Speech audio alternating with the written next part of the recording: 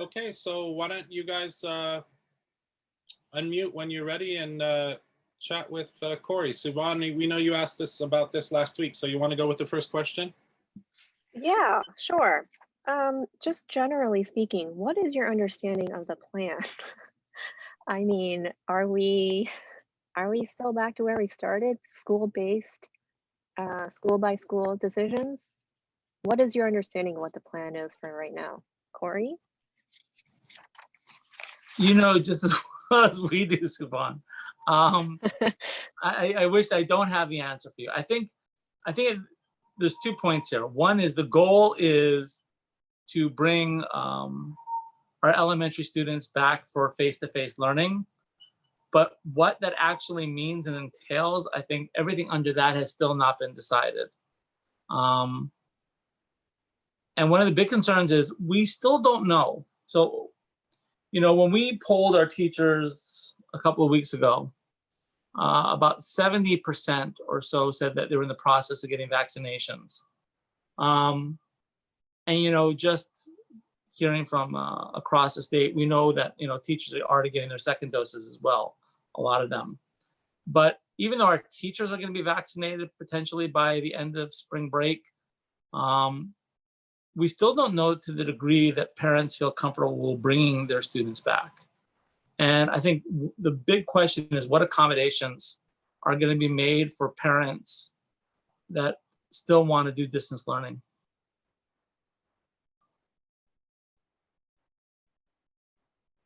Wait, don't let me. Okay. Hi, can you hear me? So, I can hear you. can I follow up on that for a quick Go second? ahead. So it sounds like the last time we spoke, you were, it seemed like you were generally okay or on board with this plan or whatever you might want to call it, this intention to bring more students back to campus. I'm not hearing any walk back of that previous stance. Am I correct in reading that? No, you're right. That I you mean, don't oppose. Yeah. Okay. So I had a chance to meet with my board of directors on Saturday. HSTA is a very, very democratic organization.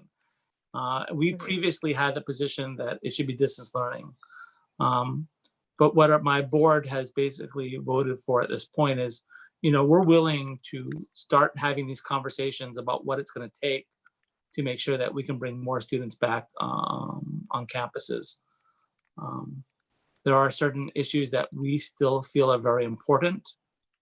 We want to make sure that we still try to give access to as many teachers as possible to be vaccinated. Another issue that's important is to not do what's called concurrent learning, where teachers right now have to teach both in person and virtual at the same time, which our teachers, our state is just stressing them out. And we still want to do as much as possible of the mitigation factors, you know, cleanliness, washing your hands, face mask use, social distancing. And so what we have basically said to the DOE is let's sit down and talk. Let's try to resolve these issues to make sure that more of our students can come back on campus. Okay, well, I have so many more follow-ups, but I'll give stuff. Sorry. So kind of on that that end, you said, so the HSTA is willing to sit down and talk with the DOE about possibly bringing more students back on campus. You know, one parent that I've talked to specifically has mentioned the distancing parameters that was adopted this summer, you know, which can really be problematic for small classrooms with a bunch of kids, especially for schools wanting to bring more students back. They're having trouble bringing more students back and meeting that 6-foot requirement.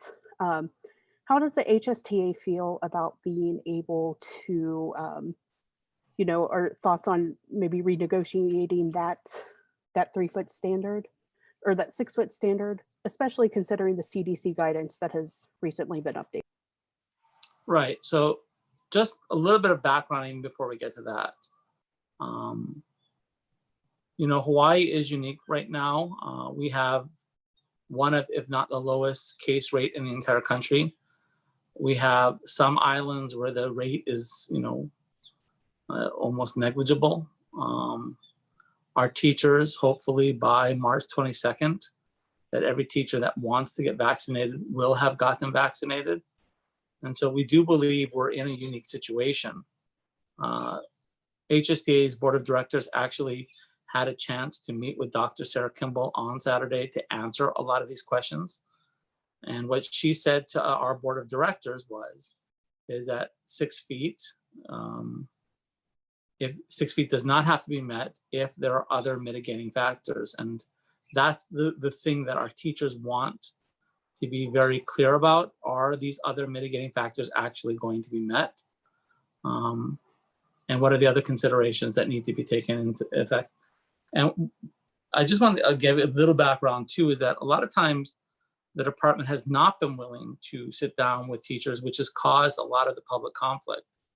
So we're hoping this time go round, that there's good communication. We had worked together during the summer on what's called a memorandum of understanding.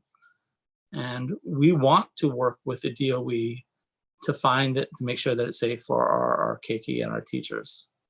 So there's not going to be anything that we're going down to that's sitting down at the table that's an absolute. We hope that both sides can be able to find compromise for the end of the day. So Corey, do you find that 100% of, K to 12 students will be returning to campuses by the fourth quarter? No. Is that a realistic goal? No? Well, I think number one, the biggest factor, and I would hope the department would reach out to teach parents to find out this answer, is Suvan, this is the thing that we're trying to deal with. If we have low rates and our teachers are vaccinated, then the next question is whether parents feel comfortable sending their keiki back. And we have no idea, how many parents feel comfortable. And that's the huge X factor out there. I would hope that they would do something to reach out to parents to find out that question, because it's really hard to plan about bringing students back. Just theoretically, if we're concerned about the 6 feet, but only half of the parents feel willing to send their kids back, then you've still got to find some sort of accommodation for the 50% that are not willing to come back. We just don't know that answer. And I'm going to go a little bit background on this one too. The DOE asked during the summer whether you wanted to go distance learning, and I think the answer was 26% said yes. But since then, I don't think they've gone back and re-asked how many parents would want to for the fourth quarter send their kids back to school. Yeah, but surveying parents at this stage would take, I think, a really long time before the fourth quarter begins, right? So is it realistic to expect that those results to come back in time for the next quarter of the school year? But putting that aside for now. Well, actually, Suvan, can I answer that one? Yes. I don't think that it's a hard deadline of March 22nd. There may be time after spring break where teachers need to be given time to, prep their classrooms and get ready, and the schools need that. So, if we're looking at time, I do believe this should be something that they should do. Because otherwise, again, the best thing to do is to be patient and make sure you're getting it right and try to rush something in this circumstance. Okay. And then real quickly, do you have any updated stats on how many teachers, HSTA teachers, are vaccinated now? Because that survey you did is now about 3 weeks old. Yeah, so that's the problem. We don't have it. I was thrilled as many teachers we got as high of attendance at Institute Day, and that we were able to, as many were able to answer and be willing to answer that question. But trying to ever get those kind of numbers, we're not going to see again. So I just think you have to go that they were on the process of it, and that's what we're going to have to see. And what we've sent out, and I'm going to check with Kyoki, it was just, I think on Friday, another blast to our teachers. There was about approximately, I'm trying to remember, about 10% that said they had not taken it, but were still thinking about it. So I really want to encourage as many teachers as possible, to go get that vaccination. But I don't have updated status. Okay. Hey, Corey, I I know you've already kind of answered this, but I just want to make sure I'm clear. So does the HSTA object to a full, like a return to school next month? Or you said you're not objecting to that, correct?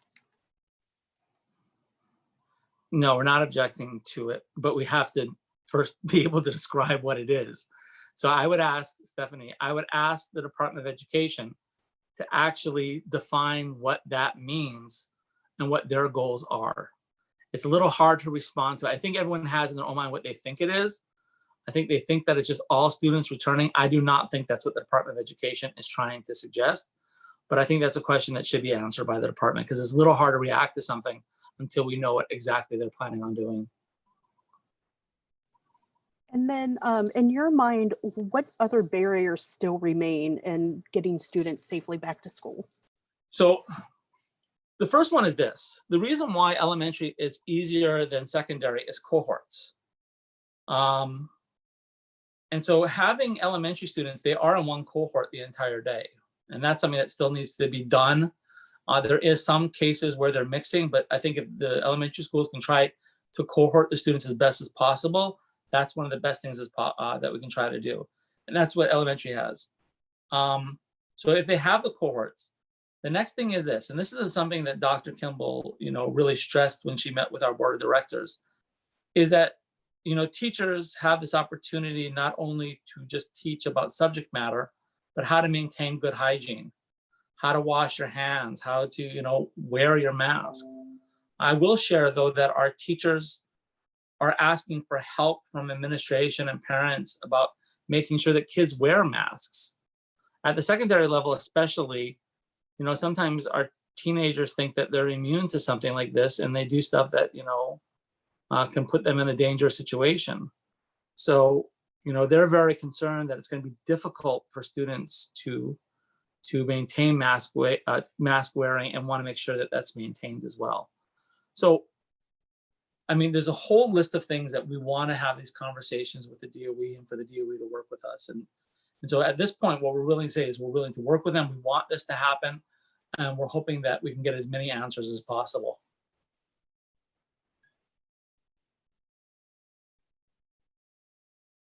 And what would, I guess, be a deal breaker for the HSTA? If the DOE decides to sit down and have conversations, what would be a deal breaker for the union to say, no, we're not okay with this? I wouldn't put myself into a position going to the negotiations with the DOE with any, absolutes. I think we want to hear what they have to say, and let's see if we can negotiate something.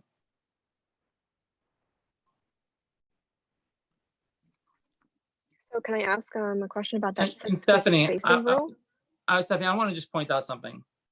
Even on the 6 feet rule, when we met in the summer, we allowed a process for schools, even back then, to ask for waivers.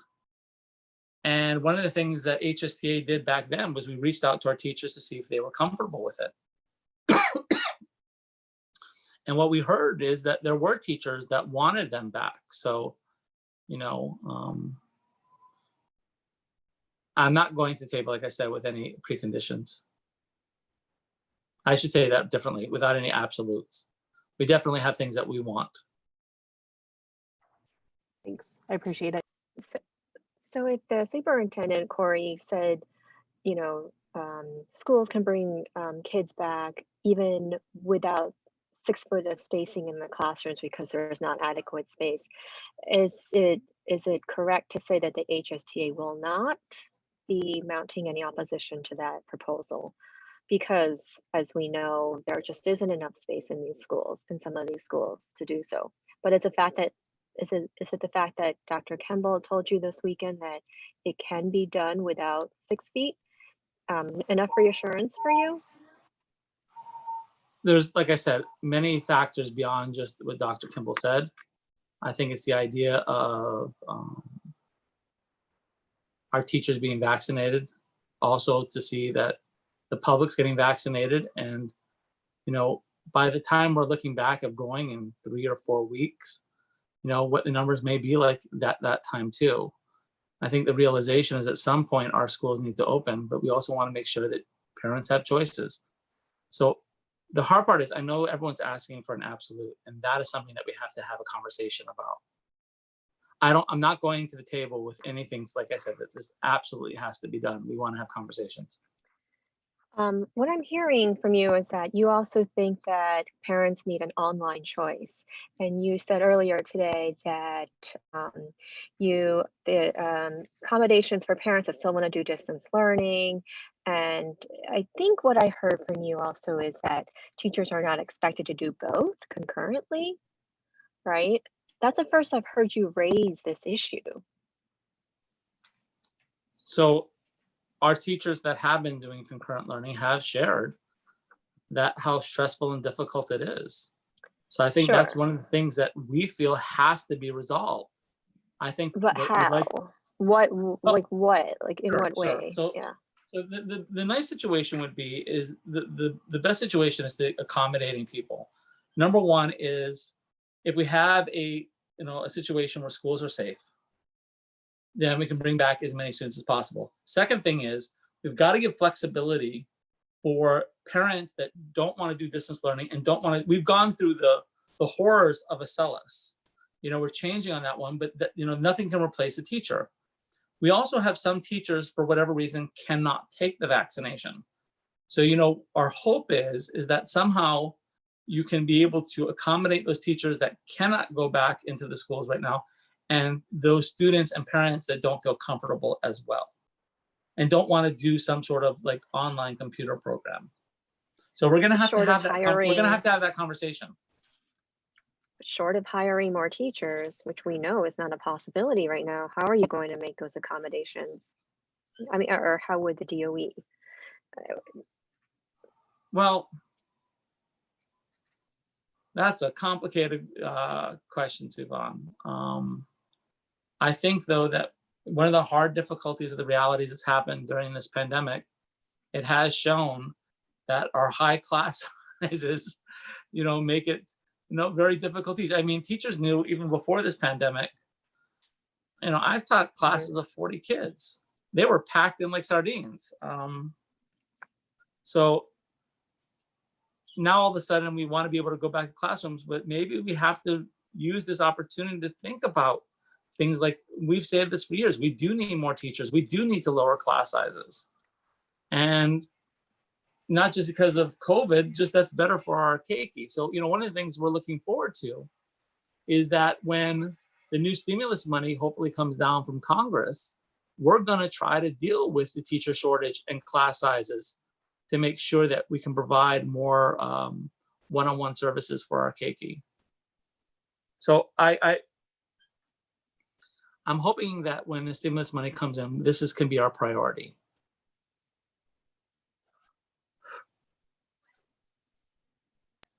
Does the union have any meetings scheduled with the DOE at this point regarding school opening? I was just looking at a text right before we came on, so I want to confirm that first. But yes, I do think that both sides are looking forward to meeting. I think we're going to do it relatively soon too. HSTA has shown in the past we are committed to do this. We'll give it time. I mean, we'll meet when they're willing to meet. Corey, what about the proposal to extend the school year or provide summer school hours? What's HSTA's stance on that now? So we believe it's going to be very difficult because it's not just impacting HSTA, it's impacting all the bargaining units. Where's the funding come from? And this is the thing, both parents and teachers have already planned that when summer comes, they've already made their plan. So it's very difficult to do the extended school year. And for summer school, this is what we've heard from the concern from our teachers, that it's really difficult to get the most needy students into summer school because if they're not attending regular school, what makes them think that they'll attend summer school? We've got to find a way to make sure. If it's not an offering, how will they even know if they want it or not? I'm just, I mean, you know, you can like, offer it, just but pointing I'm just saying yeah. that what we've seen is, look, chronic absenteeism is a huge problem and the pandemic has just made it worse. So I think there needs to be opportunities that are available, but I do not think that it's a cure-all that's going to be able to help especially those students that are not attending now. That's the difficult part. You know, I think most schools across the state are trying to allow vulnerable students on campuses, but it's been difficult to get them to come.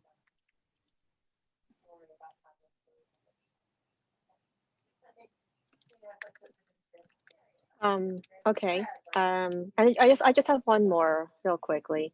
I know you Go ahead. guys had elections recent. I know you had elections recently, and OSA is going to be the next prez. When does that officially occur, that transition, and you know, how will it work for us on the media to know? I think it's July 5th. I gotta go back and check, but I'm pretty sure it's July 5th. So normally we So do send out something. July 5th. So that will be in between school years, and I'm sure Yeah, we'll yeah. still be talking about this to some degree by then. So what's next for you? Well, going back to teaching. Back to Campbell, yeah? Yes. Cool. Anything else you wanted to add on that front? What we Nope. can expect, or what we should expect, or why are you grinning? No. I just feel like you're trying to, you want to say more. I'm going back to teaching. Yeah. I mean, Okay. I'm still relatively young. You know, being president has truly been an absolute pleasure. But I still, Suvan, I still have what?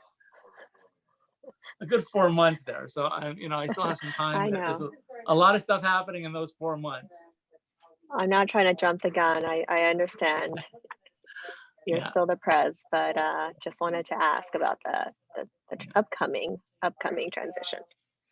Thanks. Yeah, Suvan, from now on, every single time we talk in the next 4 months, I'm gonna remind you of this conversation. It's like there's so many things. I mean, this has been a year where it's just been so many issues that have come up for education. It's just overwhelming. We're dealing with the pandemic and COVID on one, we're dealing with an education crisis on the other hand,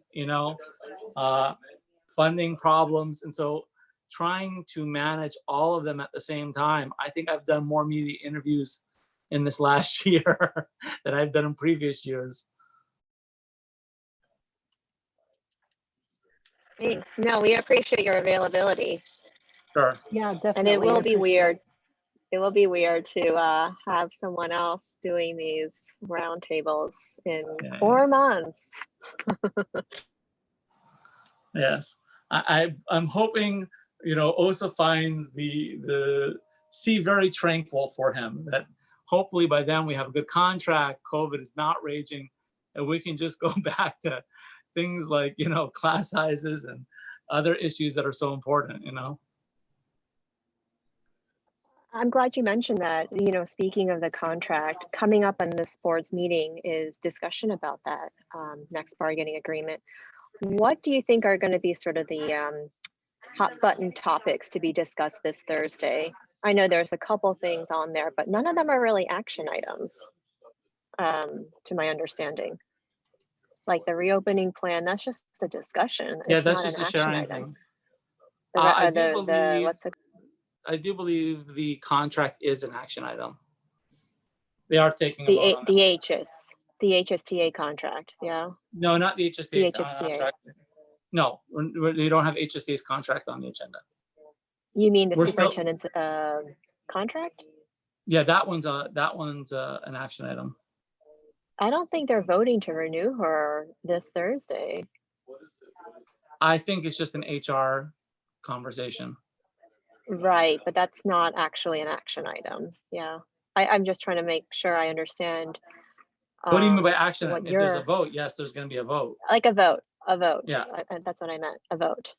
Yeah, there should be a vote on that. Yep, there will be a vote on decide though. Yeah, go ahead. On the HR committee, it's an action item on the HR committee agenda. Yes, there will be a vote there. A vote to do what though? To bring it to the general board, or? I don't know. We're not board members. You'd have to. They're making a recommendation to the general board meeting. I see. Yeah. Okay. Well, So thanks. anything else that you anticipate for back and forth discussion this Thursday? No, I think that's going to be the big issues. Kind of, looking into the crystal ball, has there been any thought of what the fall might look like? Or is it just kind of, let's get through the end of this year before we consider, what kind of discussions about beyond this current school year have there? Well, look at the big issues that are still being resolved. So I think this brings us back to this conversation is if teachers are getting vaccinated and parents want their kids back, what is the fall going to look like? Because I do believe that even in the fall, we're going to be almost in a very similar situation that we will be in 3 or 4 weeks. And that's why, because kids are still not going to be vaccinated come August. That's going to take a while. So I think that we're getting to a place right now where, the conversations we're having in April may be very similar conversations that we're having in August. We have this huge conversation that's going to be coming about what to do with the stimulus funding. How are we going to make sure that, we're doing the best that we can to avoid layoffs and pay cuts for our teachers? As Suvan's trying to mention, the last thing we want to do is lose teachers. And this is exactly what's happening. We're trying to raise class sizes during a pandemic, which we're trying to lower them. So those are over the next couple months going to be a huge issue. We have our contract that's coming undone. That's a huge issue that's going to be faced with. So there's a lot of balls right now up in the air.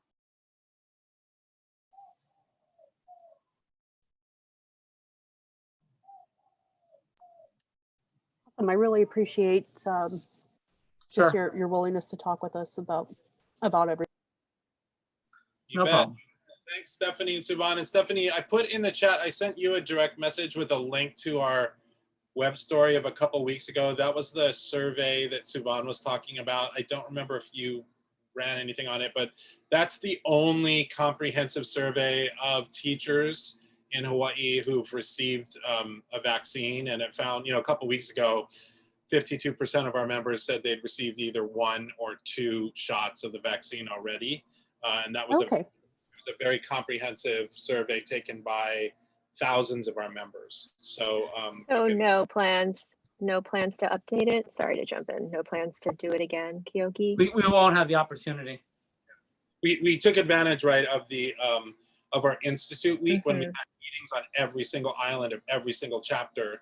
And, that was a question you had to answer in order to enter the Zoom, right? So that was a good way to get a really comprehensive survey, but we don't, that doesn't come around very often.